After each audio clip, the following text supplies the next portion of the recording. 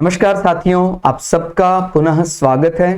तो आज हम लोग डिस्कस करने वाले हैं श्रीमद् भगवद गीता अध्याय 3 श्लोक संख्या 7। इससे पहले हम लोग अध्याय 1 के सभी श्लोकार्थ, अध्याय 2 के भी सभी श्लोकार्थ दोनों ही चैनल सनत वाजपेयी और श्रद्धा एस्ट्रो ज्योतिष में अपलोड कर चुके हैं। जो भी व्यक्ति भगवद गीता को सरल हिंदी भाषा में समझना चाहता है वो प्लेलिस्ट सेक्शन में जाए, जहां आपको भगवद गीता नाम से पूरी प्लेलिस्ट मिलेगी।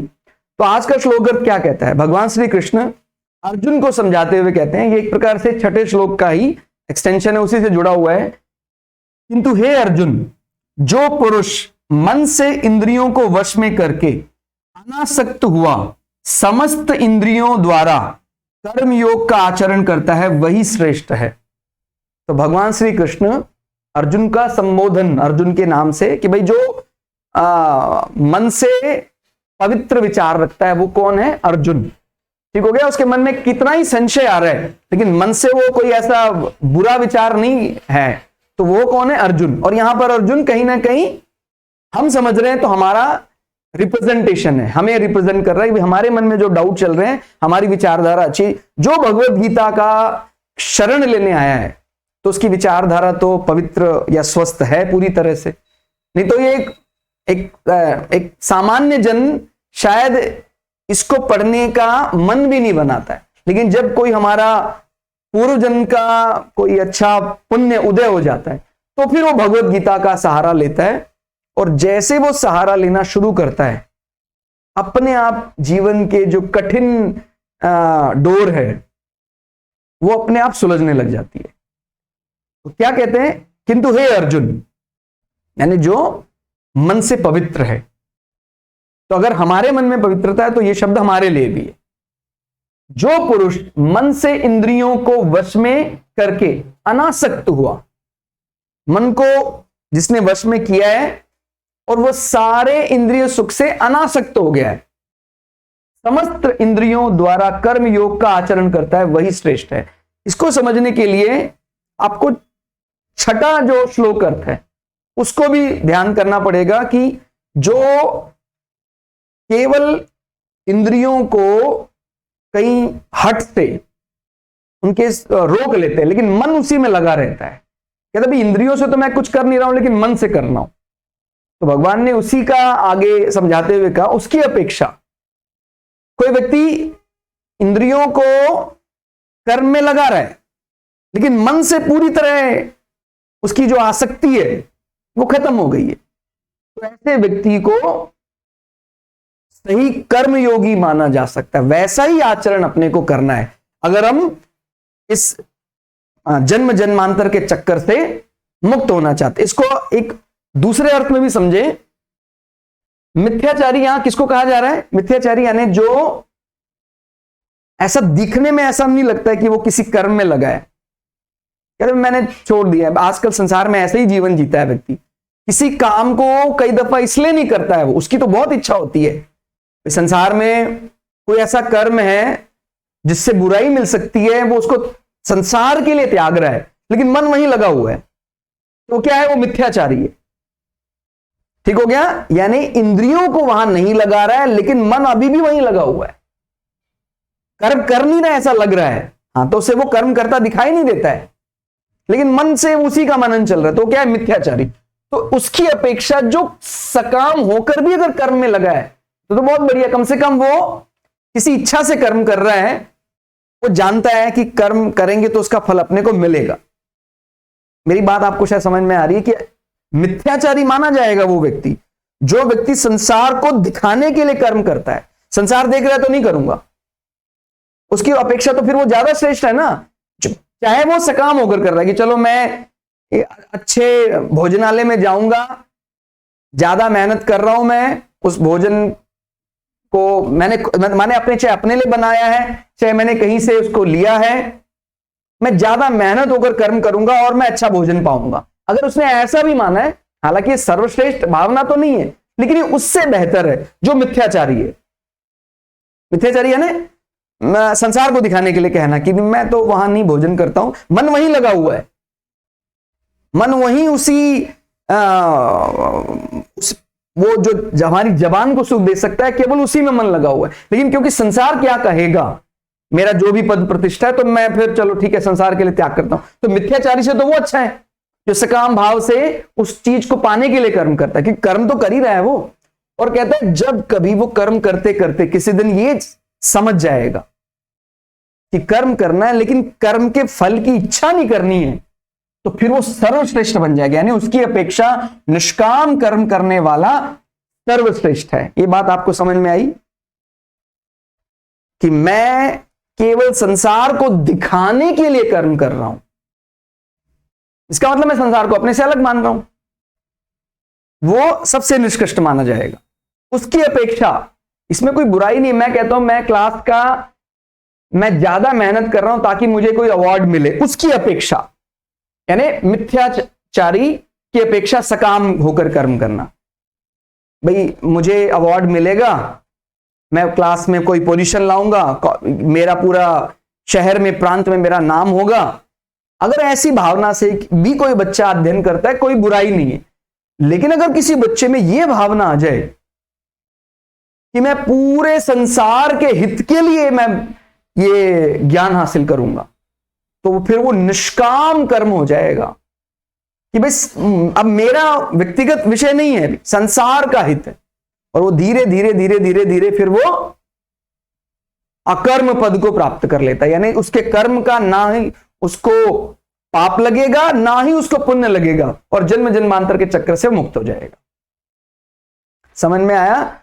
यहां पर मुख्य रूप से बात जो समझने वाली है वो ये है कि ऐसा लग रहा है कि किसी व्यक्ति ने किसी कर्म का त्याग कर दिया, तो ये तो बहुत बढ़िया है कि भाई उसने वो कर्म, वो वैसा भोजन नहीं करता है जो जबान को अच्छा लगता है, लेकिन मन वहीं लगा हुआ है, उसको तो बुरा ही माना जा रहा है। और कोई व्यक्ति ये कहता है ठीक है, मेरे को वो भोजन चाहिए, अभी मुझे चाहिए, मैं उसको अभी मतलब उसका त्याग करने के लिए अभी नहीं बनाऊं, मेरा मन नहीं बन पाया है। तो कर्म पूरा शिद्दत से कर्म करता है, समय का पूरा अनुशासन रखता है, वो पहले वाले से ज्यादा बेहतर है। मिथ्या अभिमान तो नहीं फैलाता है वो। और अगर सच में ईश्वर की कृपा हो जाए तो फिर वो कोई भी कर्म करेगा। जैसे बोलो ना, अर्जुन जिस परिस्थिति में भी इस धर्म संकट में आया है, तो वो है क्या? वो एक युद्ध कर्म है, जहां सामने वाले को उसका दंड भी देना हो सकता है, उसको मारना भी पड़ सकता है, फिर भी उसका ये कर्म भी अगर वो इस भावना से, उसकी अपेक्षा, यानी वो समाज हित के लिए, अपने धर्म, यानी मेरा कर्तव्य है ऐसा समझ कर रहा है, उसका दोष उसको नहीं लगेगा। समझ में आ गया? तो वो तीसरी श्रेणी में आ जाएगा। उसकी अपेक्षा निष्काम कर्म सबसे उच्च श्रेणी का कर्म माना जाता है। समझ में आया आपको ये कि जो पुरुष मन से इंद्रियों को वश में करके, और मन इतनी आसानी से वश में नहीं हो सकता, जैसे अलग अलग प्रकार का, हम अब कोई नया व्यक्ति है उसको बताया जाए भाई मन को वश में कर लो, कहते हैं मन को वश में करने का तरीका क्या है, उसको धीरे धीरे प्रयोग सिखाए जाते हैं। कई दफा लोग उसको कहते हैं भाई ये तो क्या है, ये तो पाखंड है, ये अंधविश्वास है। देखो, मन बहुत चंचल है, इसको कहीं किसी कर्म में लगाना पड़ेगा। तो हमने बोला कि हम अपने मन को लगाते हैं, किस प्रकार से उसको साधें? मानता ही नहीं है कि वो कहता है डेली मुझे अच्छा मिष्ठान चाहिए। तो हमने कहा ठीक है, हम सप्ताह में एक दिन जो भी श्रेष्ठ भोजन है उसका त्याग कर रहे हैं, बहुत साधारण भोजन करेंगे या नियम में रहेंगे, नियमबद्ध व्रत का पालन करेंगे। अब कोई सामने वाला व्यक्ति जिसको समझ ही नहीं इसकी, वो उसको पाखंड भी समझ सकता है। लेकिन अभी वो विषय नहीं कि सामने वाला क्या समझ रहा है, क्योंकि सामने वाला तो भगवत गीता को कभी पढ़ ही नहीं पाएगा और संसार के चक्कर में ही रहेगा। वो बार बार आएगा, बार बार जाएगा उसका। लेकिन हमें अगर इस ट्रैप से निकलना है तो फिर हमें उस बात को तवज्जो नहीं देनी है। यही तो कहा जा रहा है, संसार आपके कई कर्मों पर कर्तव्य, माने उसको प्रश्नवाचक चिन्ह भी खड़ा कर सकता है, भी आप किस प्रकार का कर्तव्य पालन कर रहे हैं। लेकिन अगर आप भगवत गीता का एसेंस समझ जाते हैं, तो फिर आप उससे भी विचलित नहीं होंगे, चलता रहेगा। ट्रेडिशन में कई ऐसी लोक मान्यताएं कह लें, लोक व्यवहार कह लें, अब चल रहे हैं, लेकिन हमें अगर हम अपने कर्तव्य का सही ढंग से पालन करेंगे तो कई दफा हमें उन मान्यताओं को भी उनके ऊपर उठकर हमें कार्य करना पड़े। इसका यह मतलब नहीं हमने अधर्म कर दिया, ठीक हो गया। तो ये बात ध्यान रखनी है कि कई बातें ऐसी होती हैं, कह रहे हैं कि भाई सबको मिलकर एक साथ रहना चाहिए, बात सही है, कुटुंब, लेकिन अगर कुटुंब में कोई बड़ा व्याभिचारी हो, कोई आतताई हो, चाहे हमारा सगाई क्यों ना हो, उसको दंड देना चाहिए। अगर वो कहते नहीं सर ये तो ट्रेंड में चला आ रहा परिवार है तो उसका तो हमें रक्षा करनी है ना, ये धर्म है, ध्यान रखना है, परिवार की रक्षा करना एकमात्र धर्म नहीं है हमारा, हमें धर्म की रक्षा करनी है। और अगर हमारा परिवार में कोई ऐसा व्यक्ति, यही तो हम गीता में देख रहे हैं, भाई अर्जुन और दुर्योधन कौन है, वो भाई तो हैं, लेकिन अगर वो अपने भाई के ही अर्धांगिनी को इस प्रकार के कुछ शब्द कह रहे हैं, या सभी प्रकार के वो कुकृत्य करके अपने सामने वाले परिवार को हटाना चाहते हैं, उनका हिस्से का जो धन है वो भी हड़प कर जाना चाहते हैं, तो फिर हमें अपने क्षत्रिय धर्म का पालन करना ही है, ठीक हो गया। लेकिन किस रूप में करना है, वो धर्म समझकर करना है, ये मेरे लिए करना है ऐसा नहीं है। वो आतताई है सामने वाला, मेरे लिए हो तो वही खत्म हो जाएगा। फिर अगर आप मेरे लिए समझ के करेंगे तो ये भावना तो आ गई अर्जुन के मन में कि मेरा भाई, मेरे पितामह, और जब हम केवल धर्म पर जाएंगे तो फिर मेरा खत्म हो जाएगा और मेरा ही खत्म करना है। जो पुरुष मन से इंद्रियों को वश में करके, ठीक हो गया, मन से जो इंद्रियों को अपने अधीन कर ऐसा करता है, इंद्रियों द्वारा कर्मयोग का आचरण करता है, वही श्रेष्ठ है। तो जो हमारे अधीन है वो, तो फिर हम जब कोई कर्म करेंगे तो भी हमें उसका फल प्राप्त नहीं होगा, और धीरे धीरे वही स्थिति आ जाएगी अकर्म, जिसका ना पाप लगेगा ना पुण्य लगेगा। लेकिन ये मन बहुत चंचल है, इसीलिए हमें व्रत, इस प्रकार के नियम, अनुशासन ये सिखाए जाते हैं। अब कई लोग इसको कह सकते हैं भाई मैं ये सब आडंबरों में नहीं पड़ता है, ये आडंबर नहीं है। आडंबर तो वो है जो मिथ्याचारी व्यक्ति कर रहा है। आपको ये बात समझ में आ रही है आडंबर क्या है? वास्तव में आडंबर वो है कि जो कहता है मैं नहीं करूंगा लेकिन मन उसी में लिप्त है। उसकी अपेक्षा कोई व्यक्ति अपने आप को अनुशासित रखने के लिए व्रत कर रहा है ताकि मेरा मन बार बार वहां ना भाग जाए, तो वो आडंबर नहीं है, वो तो सत्य है, वो तो सत्यता को जानना चाहता है। तो अपने लिए भी अपने को ये ध्यान रखना है कि आडंबर में और अनुशासन में अंतर जानना है।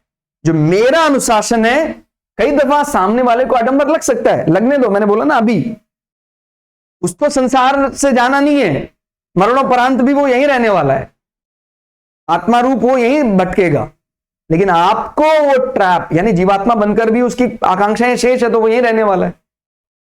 और हमें ये जो शरीर मिला है, ये मिला ही इसलिए था, ये कहकर भेजा गया था कि भाई अब तुम्हें ये मिला है और अब संसार से बढ़िया कर्म करो और अपना ये इस ट्रैप से, इस माया जाल से निकल कर आ जाओ। क्यों बार बार आप आ रहे हो जा रहे हो? जो मनुष्य जीवन आपको मिला है तो आप एक ही जन्म में मुक्त हो जाओ ना। शुरुआत में तो ध्यान था, लेकिन बाद में धीरे धीरे धीरे धीरे संसार में ऐसे फंस गए, अलग अलग कर्म में लग गए। अगर आप ध्यान से देखेंगे तो किसी भी कर्म का, सांसारिक कर्म का कोई वैसे रेलेवेंस नहीं है, कोई इंपॉर्टेंस नहीं है। 60-70 होने के बाद आप सभी एक ही श्रेणी में आ जाते हैं। अरे मैंने तो ये विजय हासिल की, ये हासिल किया, सांसारिक दृष्टि से मैं बता रहा हूं, या मैंने संसार के लिए ये किया वो किया। अब वो 70 वर्ष का हो गया है, कहता भी तूने कुछ परलोक के लिए किया, जो तेरा आत्मा परमात्मा का मिलन, उसके लिए तूने जो वास्तव में जो आया था कुछ किया उसके लिए? कहता उसके लिए तो समय ही नहीं मिला मुझे। कहता ठीक है, फिर अगली बार फिर भाई कीप ट्राई, चलता रहेगा। तो इसलिए ध्यान रखना है, संसार में रहते हुए जो जरूरी कर्म है वो तो हमें करने ही पड़ेंगे, उसका त्याग नहीं कर सकते। लेकिन अब इसका भी गलत सेंस ले लेते हैं, फिर कहते हैं भी भगवत गीता बोलती है कि कर्म का त्याग नहीं कर सकते, मतलब कर्म में ही लगे रहो। फिर वो कर्म जीवन में इतना बढ़ा लेते हैं और उसकी लिप्तता लग जाती है, कर्म फल की लिप्तता, तो और कठिन हो जाता है। फिर समझ में आ रहा है, बहुत बारीक सा अंतर, बहुत मामूली सा अंतर है। कर्म का त्याग नहीं करना है, लेकिन केवल कर्म में ही नहीं लगे रहना है कि जीवन में कुछ और करना ही नहीं है। भाई भगवत गीता क्या, फिर प्रमाण क्या देते हैं, भगवत गीता कहती कर्म में लगे रहो, इसलिए मैं केवल कमाता हूं, मैं अपना ऑफिस में रहता हूं। मैंने ऑफिस के काम को क्या समझ रहे हैं, कर्म। पहले मैं ऑफिस जाता था 9 to 5, अभी नाइट शिफ्ट भी कर रहा हूं क्योंकि मैंने भगवत गीता से वो समझा है। देखो, एक तो होता है सेवा समझकर कोई कर्म करना, उसमें कोई बुराई नहीं है, लेकिन केवल अपने बैंक बैलेंस को सुधारने के लिए वो पहले 9 to 5 था, अब नाइट शिफ्ट भी लगा हुआ है, तो जो उसकी आत्मा ही उसकी अशांत हो जाएगी। तो जो उसने कर्म किया उसका फायदा क्या, उसका लाभ क्या? हम जो कर्म करते हैं वो कोई ना कोई हमें एक डेस्टिनी देता है, कोई हमें रास्ता देता है। अब वो लगा हुआ है, कोई रास्ता ही नहीं है, करेगा क्या? कहता जी मैं ज्यादा धन कमाऊंगा तो ज्यादा सुख भोग सकता हूं। और कहते हैं अगर तू साधारणतः अपने आप को सुखी मान ले, जो तेरी बेसिक नीड्स है वो पूरी हो रही है, तो वैसे ही सुख है। वो सुख कोई धन से थोड़ी खरीदा जा रहा है, ये तो आत्मा से संबंधित विषय है। हालांकि आत्मा, उस सुख से आत्मा का भी कोई लेना देना नहीं है, बुद्धि मन, लेकिन फिर भी एक बैरियर का काम तो करते ही है। बुद्धि का आत्मा से कोई संबंध नहीं है, फिर भी बुद्धि अगर चाहे तो मन को शांत कर हमें सुख का अनुभव दिला सकती है, या जो कुछ आत्मिक शांति जैसा प्रतीत होता है। ठीक हो गया? तो और वही हमें पाना है। यानी जो महासागर में इतनी लहरें उठ रही हैं, हम सब क्या है, एक प्रकार का उसी का अंश है, उस अनंत का ही अंश है, जो महासागर अनंत माना जाता है। और अपनी जो हमारी लहरें हैं, उन लहरों को अपने को शांत करना है, उस अनंत सागर को शांत करना है। और जैसे हम शांत हो जाते हैं भीतर और बाहर से, तो फिर हम उस आत्म स्वरूप ही हो जाते हैं। ठीक हो गया? तो बुद्धि का आत्मा से कोई संबंध नहीं है, फिर भी लेकिन मैं कहूंगा कि ईश्वर की कितनी बड़ी कृपा है कि ईश्वर ने हमें एक टूल दिया है कि चल मैं तेरे साथ एकदम गलत नहीं करने वाला हूं, तेरा मन बहुत चंचल है, फिर भी तुझे मैं बुद्धि दे रहा हूं। बुद्धि से जस्टिफाई कर, और ये लगता है कि बुद्धि इसको सही मान रही है तो कर, अन्यथा उसका त्याग कर दे। और अगर बुद्धि के अनुसार व्यक्ति चलता रहे तो भी आत्मपद को प्राप्त कर सकता है, लेकिन वो बुद्धि कैसी होनी चाहिए? निरासक्त, आसक्ति रहित, मोह रहित बुद्धि होनी चाहिए। ठीक हो गया? तो हमें कर्म जो थ्रेशोल्ड है, माने मिनिमम इतना कर्म तो अपने को करना ही है। इसके पहले वाले श्लोक में हमने क्या सीखा था कि जैसे कछुआ होता है, वो जानता है भी इतना कर्म तो करना है, उसके बाद अपने हाथ पैरों अंदर डाल देता है, अपनी साधना में लगा रहता है। तो वही समझना है, कर्म योग होने का यह मतलब नहीं कि हम अपने ऑफिस के काम को भी कर्म समझकर सिर्फ अपने बैंक बैलेंस को बढ़ाए रखने के लिए कई कई घंटे ओवर टाइम करना शुरू कर दें कि उससे और सुख मिलेगा, फिर तो और उल्टा ट्रैप में फंस जाएंगे। हमें कर्म करना है और उसके फल पर अपना अधिकार व्यक्त नहीं करना है। कहता मैं तो संसार के लिए कर्म कर रहा हूं।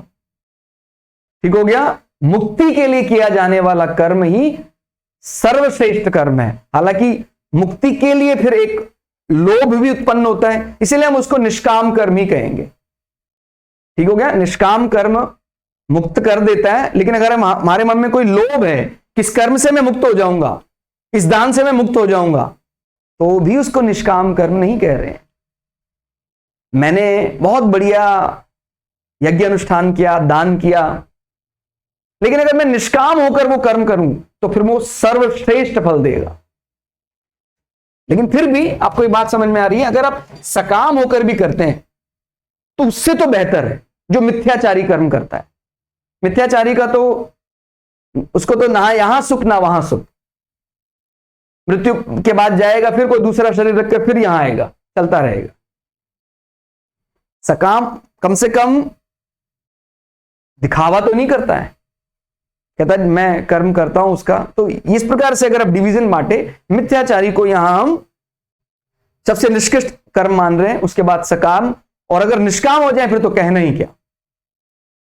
ठीक हो गया। तो ये भगवत गीता का श्लोक अर्थ 7 था, अध्याय 3 का। आपको कैसा लगा कमेंट करके जरूर बताइएगा। मिलते हैं अगली क्लास में, तब तक के लिए जय श्री भगु पराशरा, जय श्री शुक्राचार्य, नमस्कार।